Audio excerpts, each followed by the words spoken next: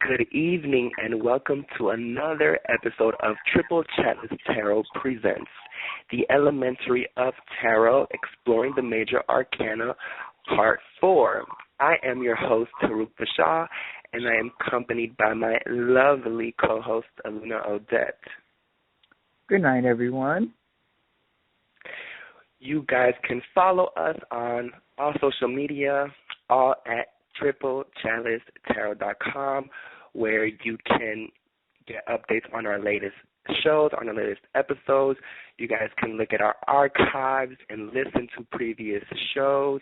You guys can visit our Twitter and our Facebook and Instagram and look at different pictures, cards of the day from past months, read up on many different things concerning tarot and magic, and all beautiful things of that world. So let's get it started tonight, okay, with part 4, and we begin tonight with the Hermit card. Now, when we look at the Hermit card, we see this elderly man, okay? He is standing on top of a mountain in the dark. He is holding a stick or a cane to help him, support him walking, and he also is holding a lamp to light the way. Now, when we look at the meaning of the Hermit card, this card can symbolize soul searching. It can symbolize taking a break, taking time off for yourself, okay? The lamp is your guide, your light. This is a solitary path.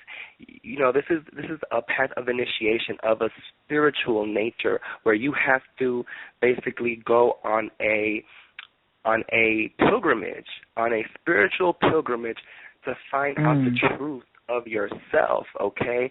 To find out your meaning of existence. This is a card of that inner path, you know, of finding that your way, you know what I'm saying, of finding your way. So that light is there to guide you, to show you, to illuminate your path, and it is a very lonely path, the Hermit. He is by himself on this path. So, Aluna, tell me what you see when you look at the Hermit card. Certainly. Well, I think it's very interesting to, like you said, point out the different symbolisms that's represented in this card. We see an elderly man, so that represents experience, you know, someone who has gauged living a full sort of abundant and knowledgeful life. Also, the man being or standing atop a mountain in most depictions, standing above a mountain, and the mountain symbolizing achievement and growth and aspiring to new heights. So, you know, like you said, this is a very spiritual, introspective journey, one that everyone has to face in their life. You know, at some point in our journey, the world cannot give you the answers. People, your peers, your friends, your family, advertisement, you know, messaging, whatever, constantly we're just bombarded with so much information and many times we're like a sponge. We're soaking so much of it up. We're reapplying and readjusting our values and our morals and we're sort of realigning ourselves to the social quo or the social status quo. So with this card, this man has given up the worldly things. He's out there in a simple robe. He has only a cane to support himself, and he has his own lantern. And what is interesting is what's within the lantern is sometimes depicted as a 5-pointed star. Okay? And in magic, you know, the 5-pointed star represents the different aspects of the elements, the different, the human body, you know, the head, the arms, the legs. So extremely powerful this is symbol. It's a very powerful symbol and one that inspires hope. Okay, and the star card itself, which we'll get to later on in our journey, it inspires hope. So he has his own little mini star in this lantern, and it's lighting his way. Also, he's in darkness, okay? He's abandoned the city life. So there's no other lights or, like I said, influences to sort of give. No, this is a solitary path, like Taruk said, solitary path and one that must be traveled alone and oftentimes through darkness, okay? Oftentimes through darkness, so you won't see the way. You won't know where your destination will take you. But there is this unyielding urge to really get to know yourself, to really take a step back. We all, well, I know with myself, sometimes I get that way with social media itself, like Facebook and things like that. Well, I have to take a step back because I'm just so bombarded with what everyone else is doing, what this celebrity's talking about, what I'm talking about, you know, and it's just so much. So sometimes I just have to take that hermit's path and get back to myself, get back to my spirituality, get back to my sort of meditation and you know, my growth and my magical practice. And this is definitely what this card is about. Would you say so as well, Taruk? Like, do you see a lot of magical influence? I completely agree with you. I feel like, you know, this card is about spiritual mastery and spiritual discovery and an inner spiritual discovery. You know, this is a card about being a spiritual master, about attaining and accomplishing spiritual goals and feats. You know, you're not coming out of the Hermit card the same.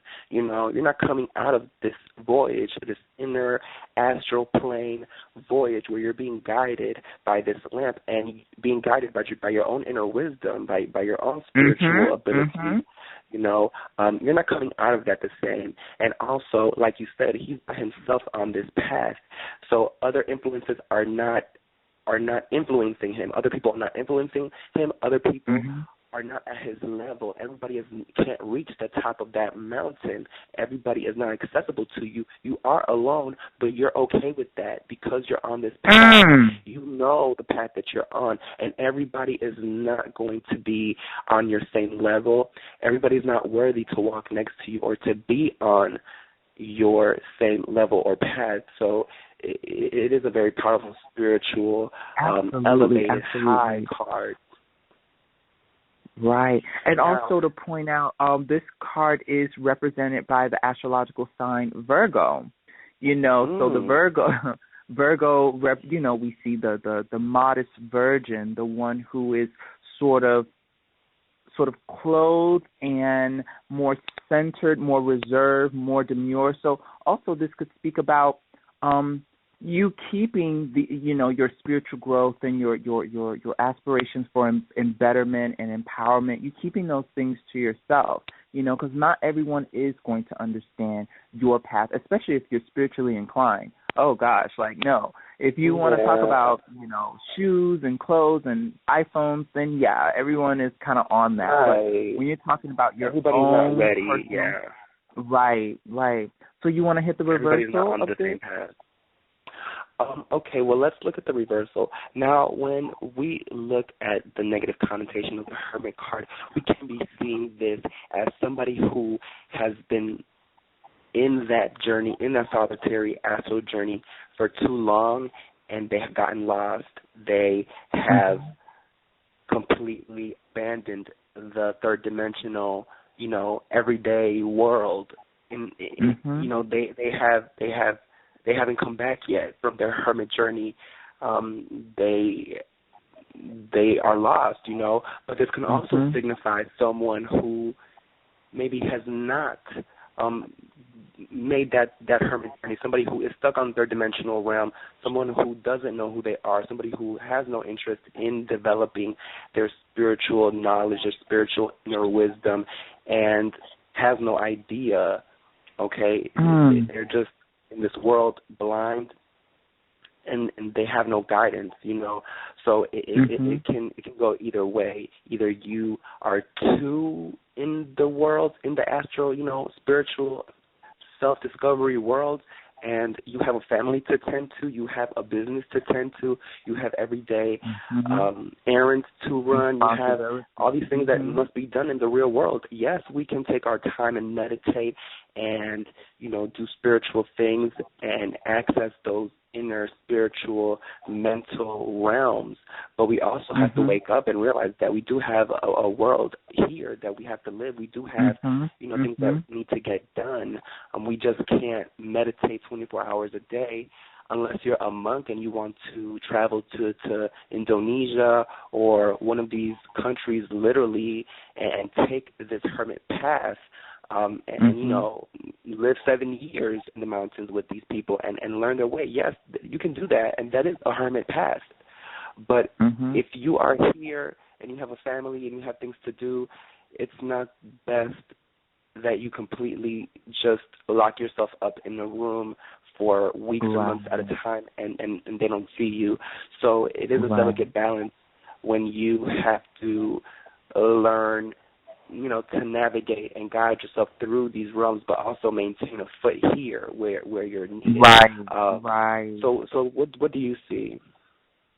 I definitely agree. I like how you brought up the two aspects of it, because you're absolutely right. Sometimes some people need that message that, hey, you need to, especially if you just have such a chaotic life, you're always on the go, you're always busy, you're like up and then you burn yourself out and then you're asleep. You know, those sort of things, you know, you're not devoting enough time to yourself to really get back into the necessary introspective process that's needed to weed out your problems, weed out your issues, weed out, you know, what's happening before you, and if this is the right place for you to be, and looking at those options. But on the other hand, yes, this card also could symbolize someone who's depressed and is taken really the extreme of the hermit, that they're not coming out of the house. They have completely shut their family and friends out.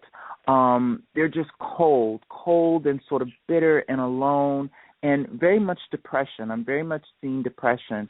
If I were to see this card in reverse. No, you're absolutely right. You're absolutely right. Definitely. And you know, I can't lie. I have been there. Haven't we all? You know, where it's just, and it's a very hard place to come out of. Once you see that hermit reverse, because you're just such in a downward spiral of wallow and sort of despair, that you don't, you know, the light is not even there anymore, you know, or maybe you're just staring at the light in utter dullness, like there's no motivation to look around yourself. You're just looking at this small light, and as powerful as that small light may be when you're using it to light your way through the darkness, if you're just sitting in stagnation and just, you know, daydreaming off into this light or into the star, then it's not really helpful for you either. You know, you're just losing yourself in this fantasy world, and not really a good one either. You're depressed because this is, you know, this is a colder card. This is the Earth element card, represented with Virgo. So it's very much about, well, it's especially in the imagery. You know, he's on the top of a mountain, a cold mountain at that. So, you know, and you're in this sort of icy place, and it's hard to come out of that. So that's what I definitely see in the reversal. Definitely. Okay, now we can move on to the next card, which is the Wheel of Fortune. Now, when we look at the Wheel of Fortune, we look at the card and we see these mythological creatures all around. What do we even call these creatures? Are they chimeras, correct? One of them is a chimera. The other, I see an angel here on the top left-hand side. It seems like a bird, phoenix looking, and then like a cow with wings. And you see a dragon holding a wheel. And I think these words are in the Jewish alphabet, if I'm not mistaken, and there's a sphinx-type creature on here. Now, it is a very mystical, very whimsical-looking card, and they're all in the sky with clouds around them. And also I see a snake here, okay? Yeah, I do see a snake here. And it seems like all of the creatures are holding a book and reading. Now, this card symbolizes good luck. the Wheel of Fortune card symbolizes windfall, which, that symbolizes a luck that's unexpected, something that just comes and hits you. This card signifies, a new cycle, new events happening, okay, things that you can take opportunities or advantage of, okay, so taking advantage of different opportunities that come. This is a card of a new turning point in your life. This is a card also of understanding your destiny, of things coming together and becoming one, of things finally adding up. This is an extremely positive card of just wonderful luck and new cycles, new beginnings. It can symbolize anything. You can symbolize, this can symbolize love, relationships, family, the job, a new cycle, unexpected luck. Even a lottery winning. This is just, it can go many different places. It kind of reminds me of,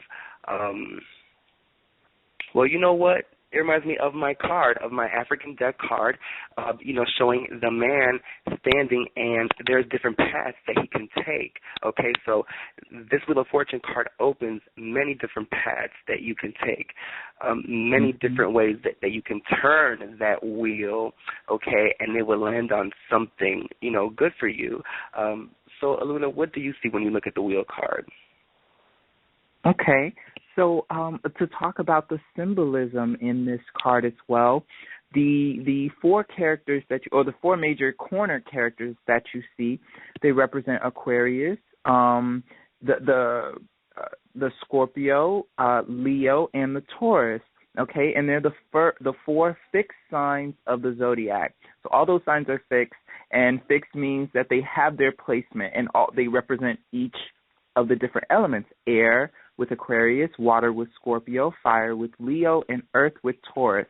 So just think about, the greater scheme of things, just the universe. I really love this card.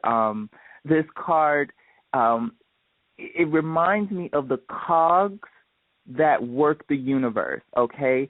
So karma, luck, life cycles, destiny, like you said, things changing, possibilities, the many, so many different possibilities that it's to the unlimited nature that whatever you can think of has probably already been done or thought of.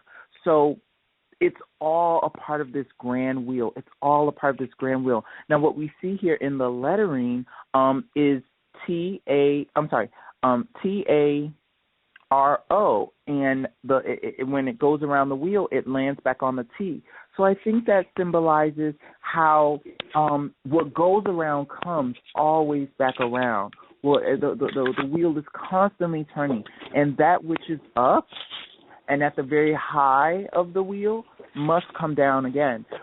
There was a deck that I saw, I'm very interested in. I think it was, I don't want to butcher the name, but in the depiction of this card, we saw, I saw a rich couple, a very wealthy couple, that they were sitting on the top of the wheel and sitting, drinking wine, looking very lavish, and then you see the wheel sort of looking like it's turning, and then you see later on that at the bottom of the wheel, that same couple was thrown off into a ditch.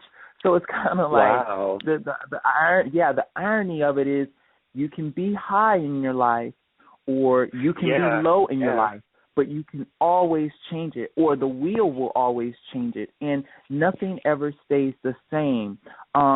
Even though the astrological association is there and the placements are fixed, those seasons also change, and those placements also change. So nothing is ever permanent, and it's a really good reminder, too, to not become 100% attached to anything, okay? Never become 100% attached to anything, because, we lose.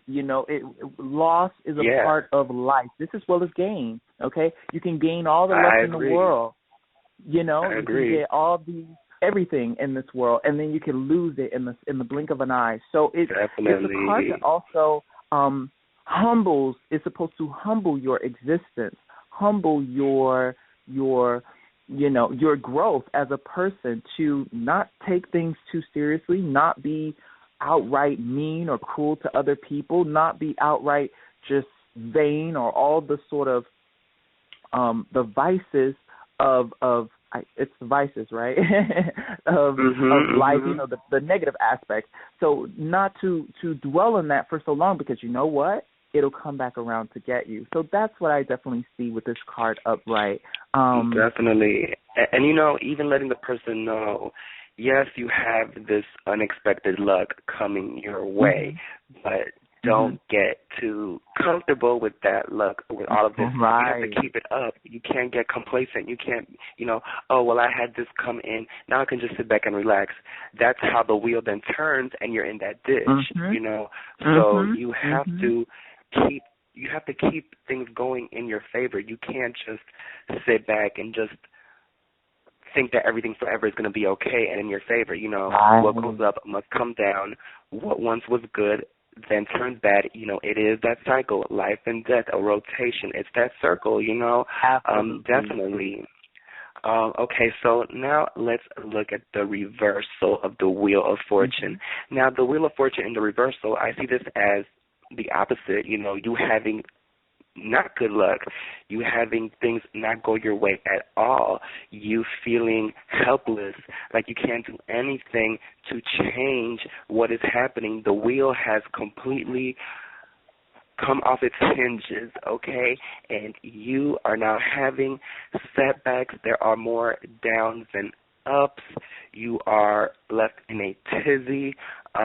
But this card can also signify you being resistant to the changes that life and the wheel presents to you, the opportunities, the doors that the wheel card can open for you. If there's an opportunity for you to take, there's only a small window of time for you to get it. And if you don't get up and make that move, you're going to lose it. So this card can symbolize losing these opportunities, not being aware to see these opportunities and for you to take advantage of them, because that is the original upright definition. One of them is to take advantage of these opportunities. So for the reversal, you're not taking advantage of them. You're letting all of these opportunities, all of these situations completely just pass you by while you're just sitting there letting the seasons. It's kind of like those still shots where the person is sitting and then just the seasons just change and they're still sitting in the same, it's that. You're just sitting there as and that's not good. So what do you see, Aluna, when we look at this, in the reversal? I definitely agree with everything that you said. It's about that stagnation and the resistance to that change. And like we were saying about the upright, of getting too comfortable in a situation and playing ignorant to the forces that be. We cannot. Time continuously ticks. It's ticking right now for us, and we're ultimately going towards the same destination. So the best thing you can do is live it out to its fullest. Take every experience as a lesson, good or bad, and you keep moving forward, but don't dwell in any spot, situation, circumstance, feeling. Don't dwell in it unless it's happiness. But even then, you can't just live in total bliss. But don't dwell into anything for too long, because the wheel is going to constantly turn, and it will definitely leave you behind. It will definitely throw you off. Like I said in the depiction from the deck. I gotta find that deck, but how it throws you off into the ditch. And guess what? If you're not prepared to hold on and ride that lower, when the wheel goes to the bottom and you're under it, if you're not in a good enough position to hold on to make it around to get back to the top, then you're gone. It's game over. So that's definitely what I see in the reversal. So let's hit our last card while we got a few minutes left. Okay, and the last card is the Justice card. Now, we look at this card and we see a person, a figure. I can't really tell if it's a male or female. Either way, an androgynous figure sitting here and with that's a sword. thing, right? Mm-hmm. Yes, a sword on her right hand and a Libra. You know, the Libra, or what do you call that symbol? The Libra scale? The Libra symbol. The scale, there we go, and a scale on the left hand, and they're sitting with two pillars and a purple cloak behind them. Now, the upright position of the Justice card, this card can symbolize justice, of course. It symbolizes trial and order, okay, what is right, justice, truth, okay, fairness, reestablishing order and balance, okay? So, you know, this card is about what is right. It's about making those decisions. This is a card about truth, okay, and searching and seeking truth. You know, this is a card about fairness, okay? This is a card about legal matters, about the courts, about anything that has to do with courts and trials and contracts. I want to ask you really quickly before time runs out, Aluna, what do you see really quickly? I see definitely this. I think it goes into even the more karmic aspect of the wheel. So where the wheel is kind of blind and it's turning, justice takes on the good or bad or you know, serving something back. It also deals with court issues, legal matters, like you said, fairness, you know, truth.